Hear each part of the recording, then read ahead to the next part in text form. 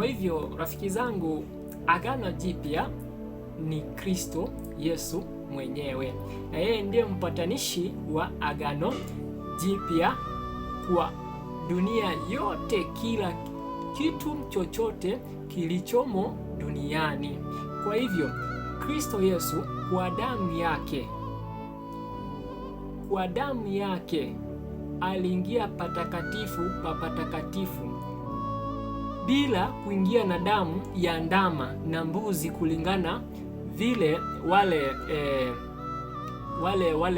wale makuhani wenye walikuwa wanaingia katika patakatifu pa patakatifu pa kidunia na damu ya mbuzi na ndama, wakiingia kwa sababu ya dhambi zao wenyewe na dhambi za watu wengine. Lakini Kristo Yesu mwenyewe akiwa ndiye mpatanishi wa Agano Jipya aliingia kwa damu yake mwenyewe, kwa sababu tukiangalia katika kitabu cha Isaia 42 mstari wa 6, ambapo maandiko yanasema hivi, Isaia 42 mstari wa 6.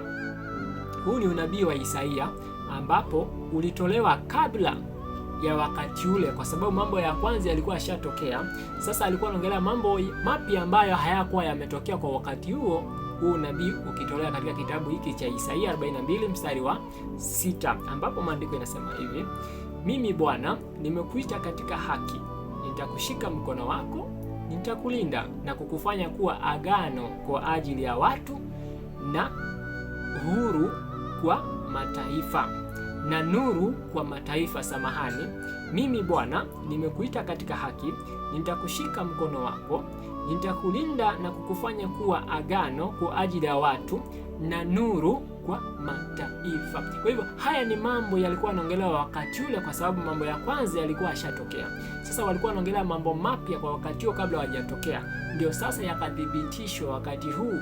Nasikia Kristo Yesu ndiye mpatanishi wa Agano Jipya. Kwa hivyo hakuna kitabu chochote kinachotuelezea kwamba Agano Jipya ni kitabu cha Mathayo. Hakuna andiko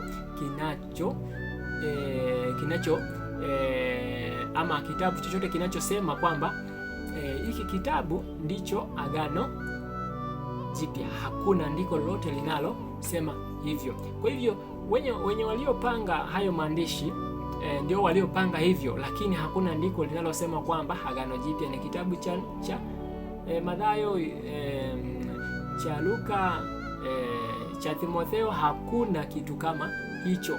Kwa hivyo Agano Jipya ni Kristo Yesu ndiye mpatanishi wa Agano Jipya kwa damu yake mwenyewe. Kwa hivyo mtu yote ukituambia kwamba Agano Jipya ni kitabu cha Mathayo, ni kitabu cha Ufunuo, wewe labda una mafundisho. Kwa hivyo si vizuri kupotosha watu kwa kuwafundisha mafundisho ambayo sio ya hakika, sio ya halali na yaani hakuna ushahidi wowote unaoonyesha hicho kitu unachozungumzia labda.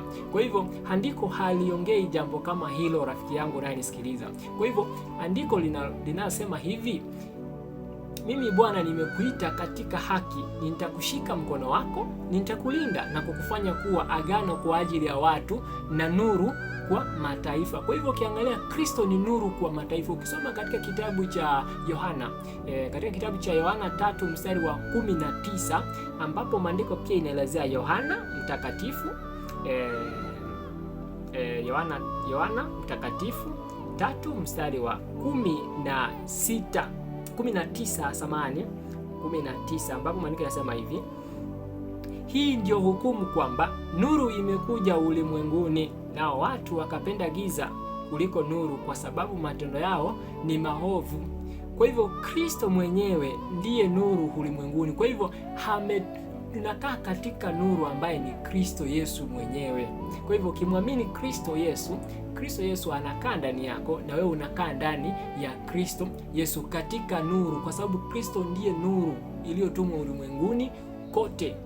Kila mmoja atakayemwamini na kumtazama anapona. Kwa hivyo Agano Jipya ni Kristo Yesu, na Kristo Yesu ndiye nuru. Hakuna nabii yoyote au mchungaji yote ama nani aliye duniani atasema yeye ndiye nuru ama Kristo Yesu ndiye nuru. Yeye ndiye anayetuongoza. Kupitia yeye tunamfahamu nani? Baba yetu ambaye ni Mungu wa muumba vitu vyote. Kwa hivyo Kristo Yesu ndiye agano jipya, sio kitabu cha Kutoka. Hapana, damu ya Yesu Kristo. Kwa sababu kusoma katika kitabu cha Waibrania, kitabu cha Waibrania, ukisoma kitabu cha Waibrania 8 mstari wa, ukianza mstari wa kwanza, lakini tukianzia mstari wa, hebu tuangalie kitabu cha Waibrania 8, tukiona hapa katika hicho kitabu kwamba Mungu alipoona kosa kwa watu, ndio akaamua kwamba agano hili libadilishwe kabisa,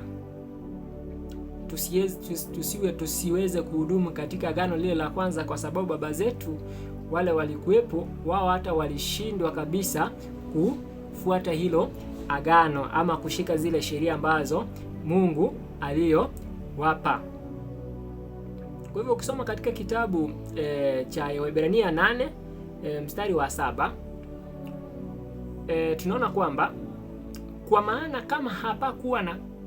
kama hapakuwa na kasoro katika lile agano la kwanza, pasingekuwa na haja ya kutafuta nafasi kwa ajili ya jingine. Kwa hivyo kama hapakuwa na kasoro katika lile agano la kwanza, hatungekuwa na agano la pili. Kwa hivyo inamaanisha nini? Agano la kwanza haliwezi kufanya kazi kwa sababu agano jipya already lishafanya nini?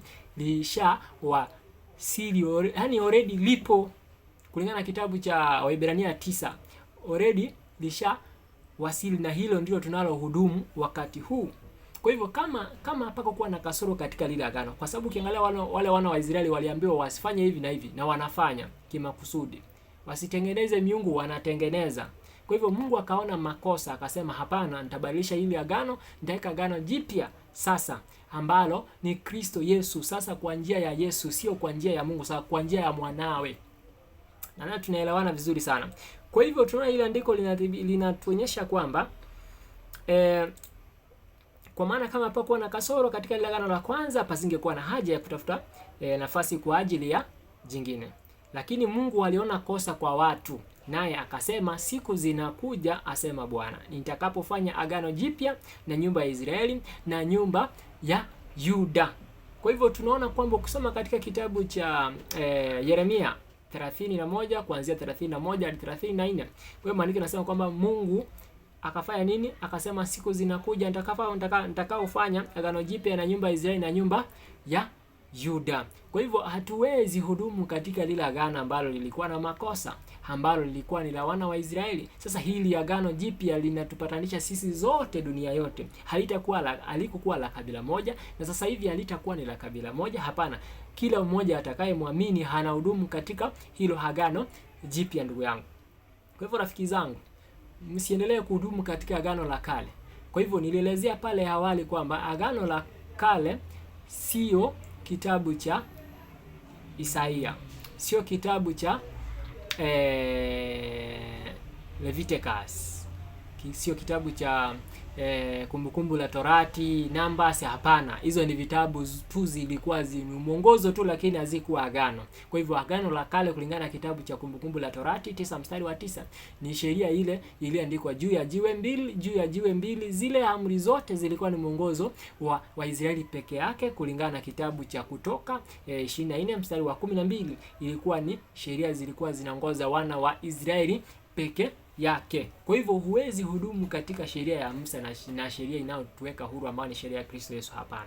Kwa hivyo rafiki yangu, nakushauri kwamba muamini Kristo, hudumu katika sheria ambayo ni sheria ya uhuru ambayo ni ya Kristo Yesu. Kwa hivyo asanteni sana, na tutaendelea katika mafundisho ambayo yajayo baadaye. Asanteni sana, na Mungu awaongoze na kuwafungua macho ili muweze kuona hili nalozungumzia, na wafungue masikio ili muweze kusikiliza hili ambalo nalo waelezea rafiki zangu. Asanteni sana.